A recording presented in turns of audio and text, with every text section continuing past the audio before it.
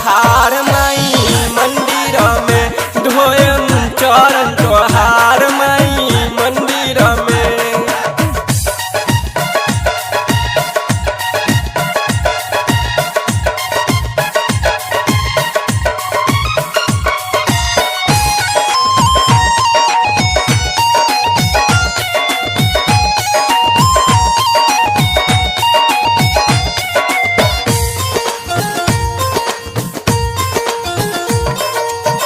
लागिन धूप रूप बनल रही छाँव हो, झूम झूम नाचब गायब अबू हमरा गाँव हो।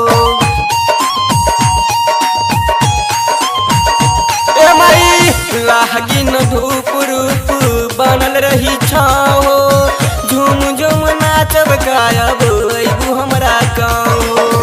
मंदिर में माई मंदिर में, मंदिर में माई मंदिर में है करम पूजा तोहार माई मंदिर में धोयम चरण तोहार माई मंदिर में।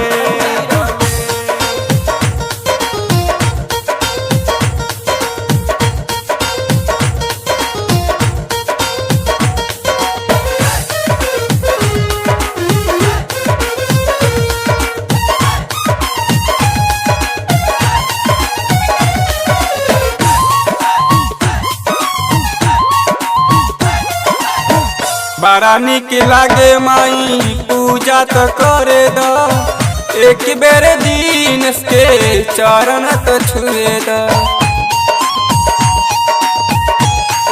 ए माई सुनलू हो बड़ा निक लागे माई पूजा तो करे द, एक बेर दिन के चरण तो छुए द। मंदिर में